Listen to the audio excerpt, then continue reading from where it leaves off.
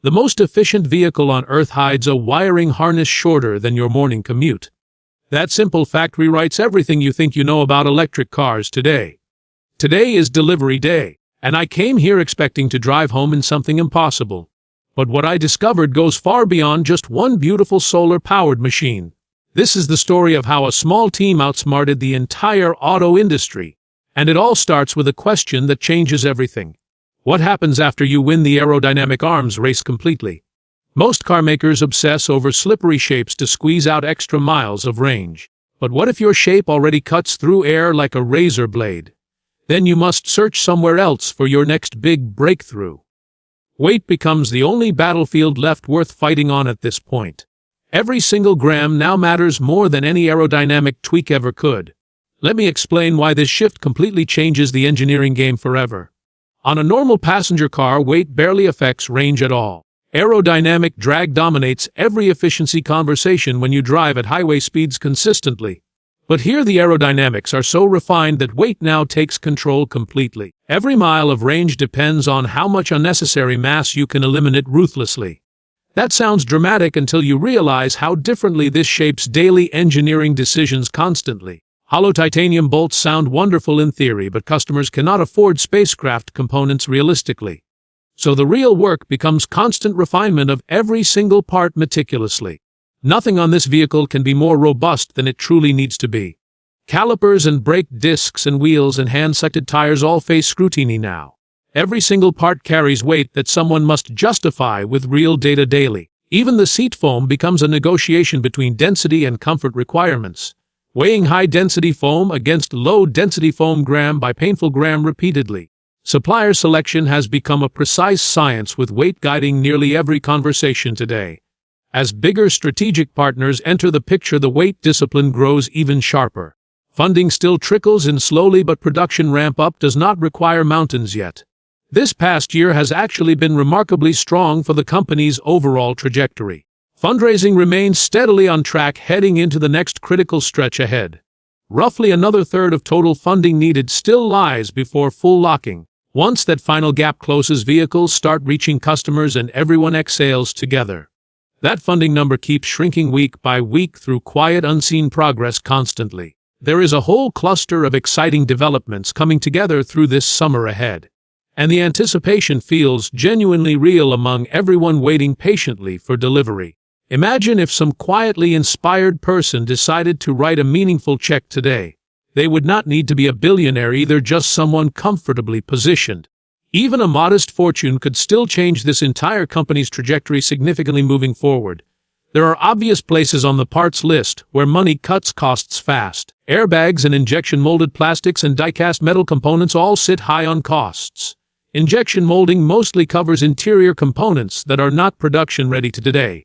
Some exterior pieces need the same treatment, including inner fender structures still requiring work. After sitting inside these vehicles and driving them, everything feels remarkably close to finished. It genuinely feels ready to take home today without any major compromises remaining. Polished enough that early adopters would happily accept a few minor rough edges. So what exactly holds back handing validation vehicles straight to eager customers right now? Part of validation means building the vehicle exactly as designed, then testing behavior. Every company runs into small surprises during this phase that demand attention immediately. Sometimes software glitches appear, and sometimes stubborn relays misbehave unexpectedly during testing cycles. Right now, the team works through those discoveries, fixing them one by one consistently. The goal is handing over something reliable, not something working through hidden weaknesses secretly. Validation is not about letting relatives casually drive it to buy flowers locally. It is about corner cases and edge conditions that reveal weaknesses before customers ever find them.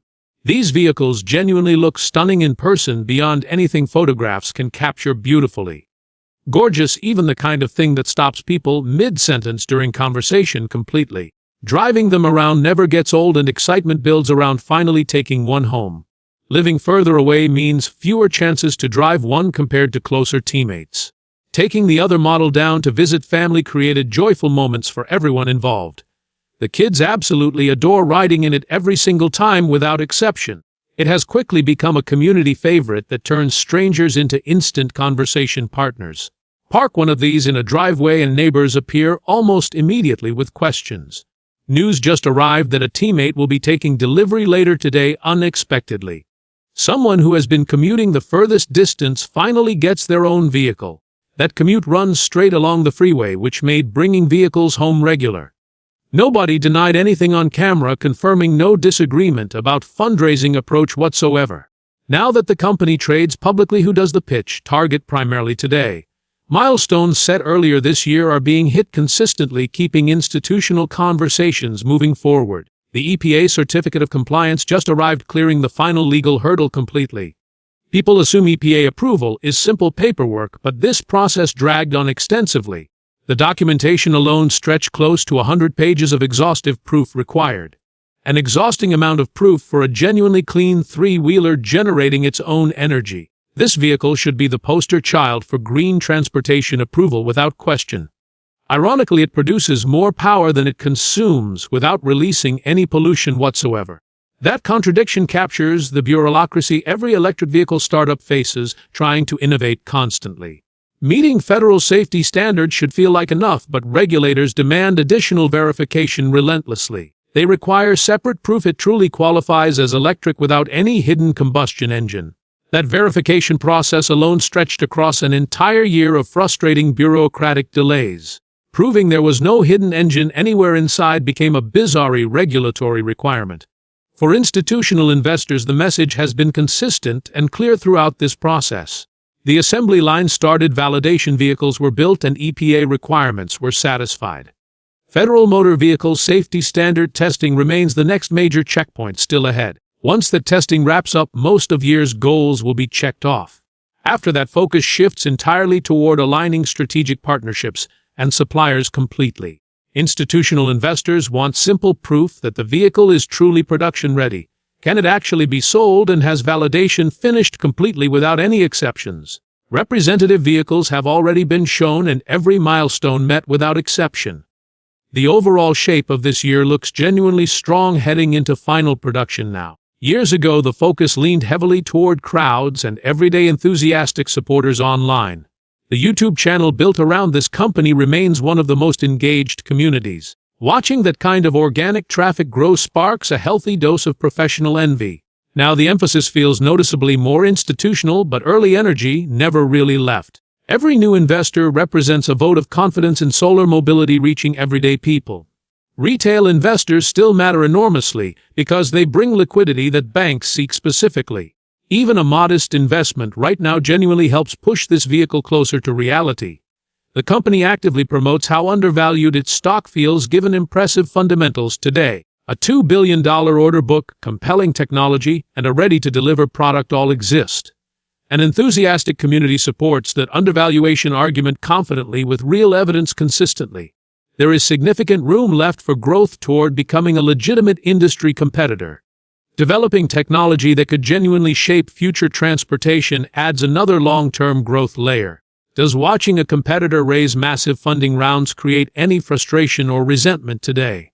There is no resentment toward other companies succeeding, only wishing both visions could coexist.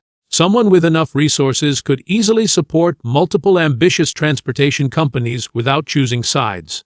The community around competing brands brings real value to the broader automotive industry. Their launch looks genuinely impressive and their vehicle looks compelling and beautiful too. Expanding meaningful options for everyday consumers strengthens the entire electric vehicle ecosystem completely. More clean transportation options are good for the world and everyone benefits equally. No single product should try serving everyone perfectly because variety matters significantly. Having variety in the electric vehicle space benefits the entire industry, not just companies. Every bit of support helps push this country away from old habits gradually. There is a strange pattern where simpler, familiar designs attract funding faster than bold ideas. Investors often avoid hearing that something is disrupting an entire industry completely, because disruption automatically signals unpredictable risk, and anything new carries risk inherently.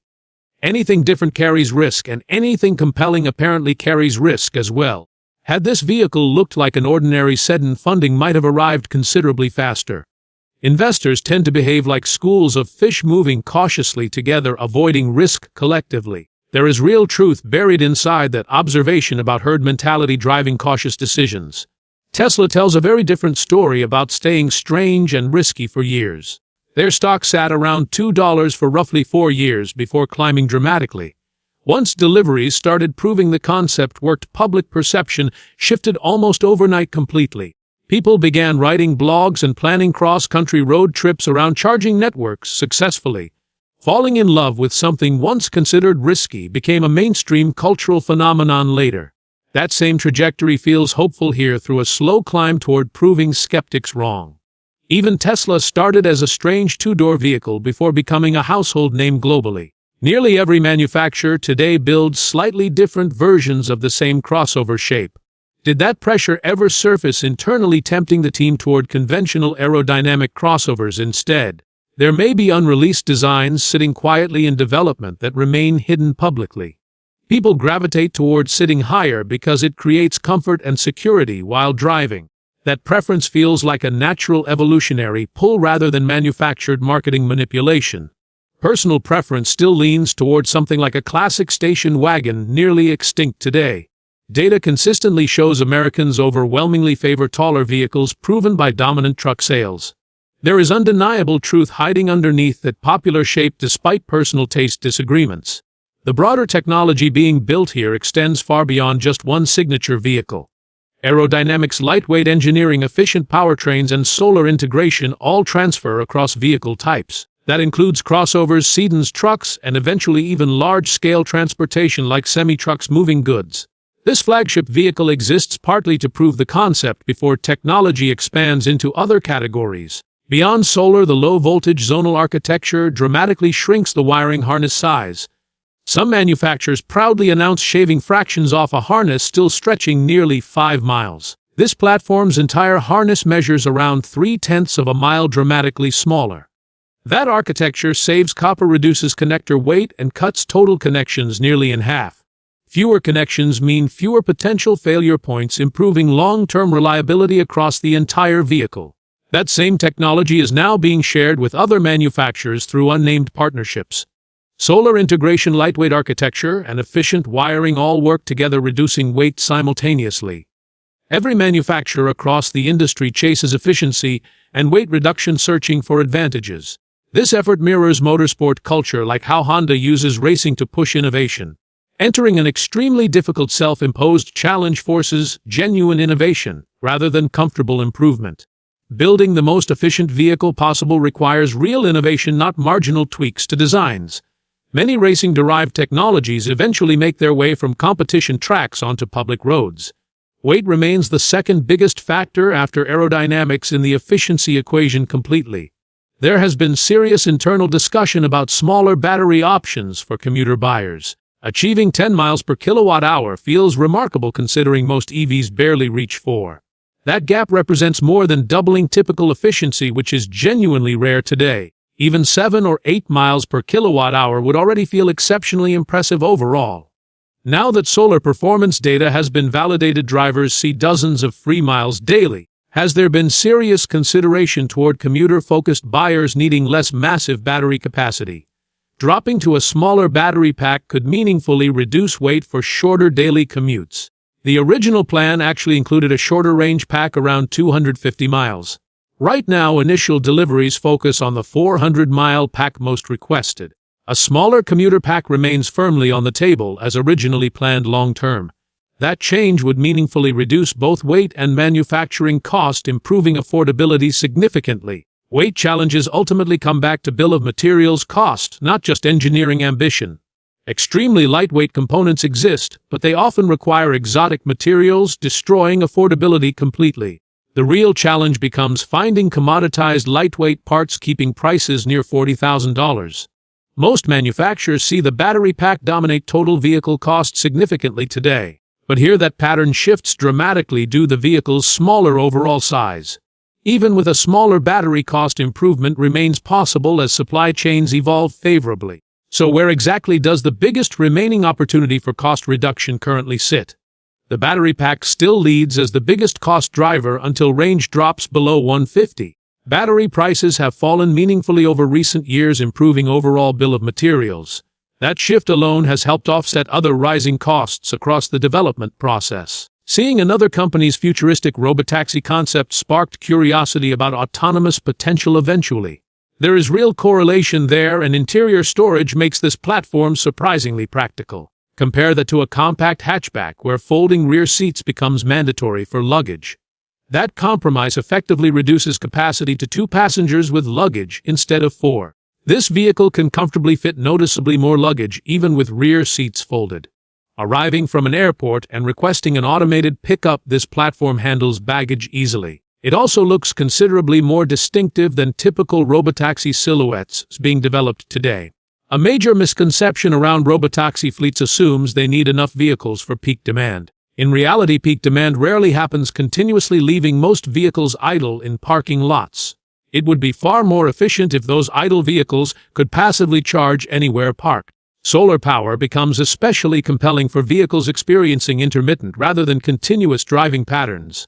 Continuously used vehicles drain power constantly, making solar contribution comparatively less impactful during operation.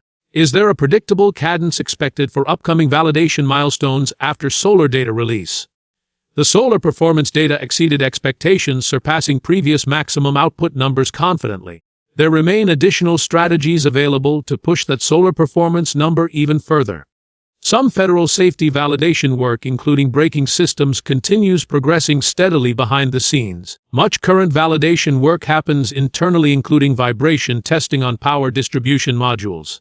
There are no immediate plans to publicize those specific internal testing results publicly. Similar to previous testing cycles, those milestones remain internal engineering benchmarks rather than announcements. The most anticipated public milestone remains federal safety certification covering braking and roof crush. An exact timeline for that certification has not been finalized, but updates will come. Most current validation work stays internal, like many manufacturers avoid disclosing granular testing details. What about DC fast charging development? Will that become a notable upcoming milestone too? Yes, DC fast charging remains a genuine priority, but software resources split between priorities. The engineering team balances effort between over-the-air updates and DC fast charging development.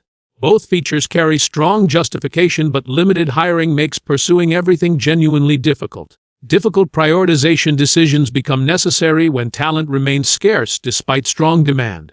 Working at a different electric vehicle startup offers unique perspective on how far ahead they are. What advice would resonate with younger electric vehicle startups navigating difficult early challenges today? Maintaining a genuinely positive attitude matters, because doubt talks anyone out of attempting. Most ambitious projects would simply never get attempted in the first place realistically ever. Find whatever creative path makes progress possible, because comfortable routes rarely lead to innovation. Anyone joining this journey early needs unusually high tolerance for unpredictable catastrophic risk. That kind of risk becomes commonplace quickly, an expected companion rather than a surprise. Staying nimble matters enormously, especially after watching multiple suppliers unexpectedly go out of business. Some suppliers simply disappeared while others failed to meet expectations despite appearing well-funded. Choosing a supplier that seemed excellent on paper sometimes revealed serious quality issues later. Discovering a product does not meet requirements often means starting development completely over again. Staying adaptable, understanding setbacks as inevitable, and facing challenges directly becomes essential for survival. This team remains genuinely blessed with people deeply inspired by the broader solar mobility mission. That inspiration produces extra effort compared to working somewhere large where contributions rarely feel meaningful. Here, meaningful contribution feels tangible, which naturally motivates people to care more deeply. A passionate, mission-driven team willing to adapt quickly becomes an enormous competitive advantage always. A few years ago, battery management systems were intentionally outsourced since aerodynamics remained the specialty. That respected, experienced supplier eventually got acquired by a larger automotive manufacturer unexpectedly completely. Over $1 million had already been invested with that supplier before the acquisition announcement. Suddenly informed the partnership could no longer continue, leaving them without critical components. In response, an internal team was quickly assembled to build battery management technology in-house instead. Owning that entire technology stack internally ensures similar vulnerabilities cannot repeat themselves in future partnerships. Painful setbacks like that ultimately reshape which capabilities get kept internal versus outsourced externally. Available funding, ability to attract talent, and long-term strategy all influence those internal decisions. Sometimes destructive moments like losing a major supplier ultimately mold stronger companies and individuals. That painful battery management experience became one example of adversity strengthening organizational resilience significantly. Among all the custom paint wraps seen so far, which color feels like the personal favorite? Solid red remains a strong favorite, reminiscent of classic Italian sports car styling instantly. A metallic light blue also earned genuine admiration, offering a softer, playful personality compared. White, however, stood out most dramatically during a public showcase event where people reacted strongly.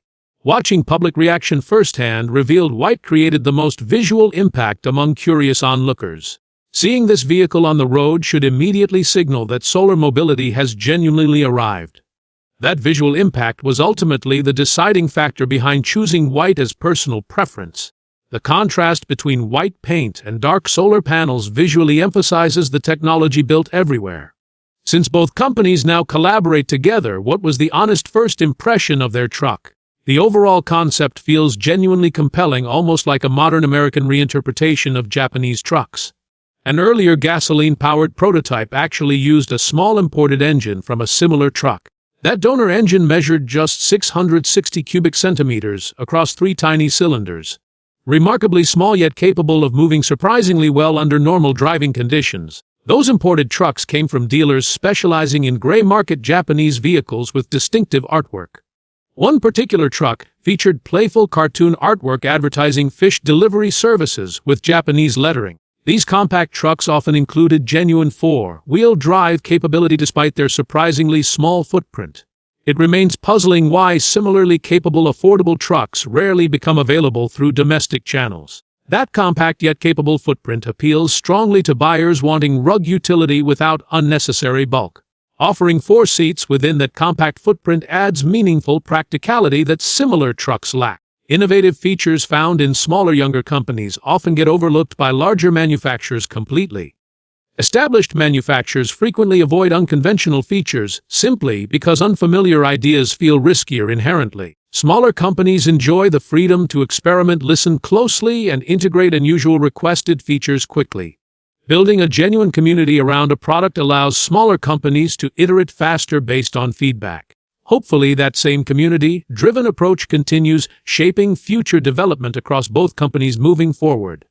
Solar integration specifically earned enthusiastic praise, with nearly half of reservations including that feature.